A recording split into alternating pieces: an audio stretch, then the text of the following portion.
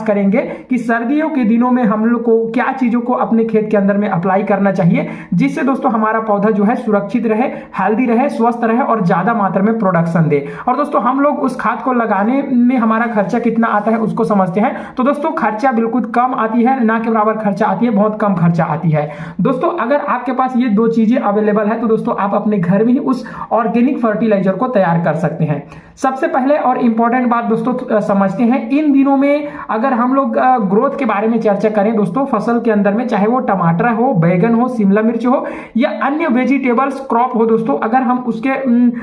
जो शारीरिक बनावट को देखते हुए, उसके लाइफ साइकिल को देखते हुए अगर हम चीजों को समझते हैं तो इन दिनों के क्लाइमेट में दोस्तों सर्दी थोड़ा सा रहती है वातावरण के अंदर में, जिसके चलते दोस्तों जड़ों के माध्यम से जो पोषक तत्व है उसको दोस्तों धीरे मात्रा में, धीमी गति से दोस्तों यह जो पौधा है वो उठाता है दोस्तों। और दोस्तों इन ही दिनों में हम लोग हमारा जो एक ऐसा मोटो हमारा होता है, हम किसान भाई लोग क्या सोचते हैं कि हमारा पौधा जो है जल्दी से ग्रोथ करे और अचानक से ज्यादा मात्रा में फल फूल लाए। ऐसे करके दोस्तों हम लोग उसके अंदर में क्या करते हैं, जरूरत से ज्यादा जो चीज है उसको अप्लाई कर देते हैं, चाहे वो आपका रासायनिक खाद हो, चाहे वो आपका जैविक खाद हो, कोई सा भी चीज दोस्तों हम लोग ज्यादा और डबल फायदा के चक्कर में हम लोग उसको ना चाहते हुए भी दोस्तों हम लोग उसको डाल देते हैं, जिसके वजह से दोस्तों हमको रिजल्ट बहुत ही कम या ना के बराबर रिजल्ट देखने को मिलता है। तो दोस्तों इसी बात को समझते हुए हम आज के इस वीडियो में चर्चा करेंगे कि हम लोग सही समय पर कौन सा चीज अप्लाई करना चाहिए और कौन सा वो चीज है दोस्तों जिसके बारे में मैं आप लोगों को बताने वाला हूं। उस एक चीज को, सिर्फ दोस्तों उस एक चीज को हम लोग सही से अप्लाई करते हैं अपने खेत के अंदर में तो दोस्तों वो सारी चीज को कंप्लीट करता है हमारे पौधे के अंदर में।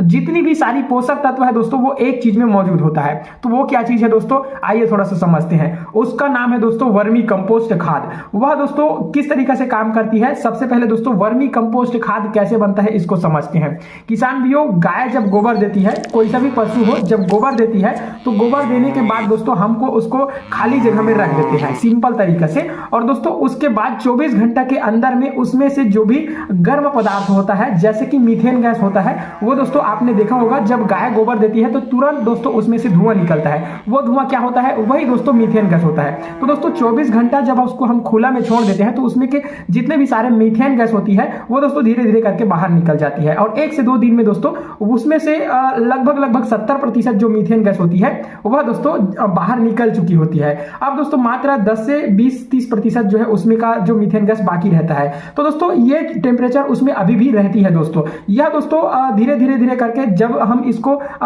रख देते हैं खेत के अंदर में या फिर कहीं पे एक ढेर बना के रख देते हैं और दोस्तों उसके अंदर में जो ऑर्गेनिक तरीका से केचुआ अगर चला जाता है तो दोस्तों वह केचुआ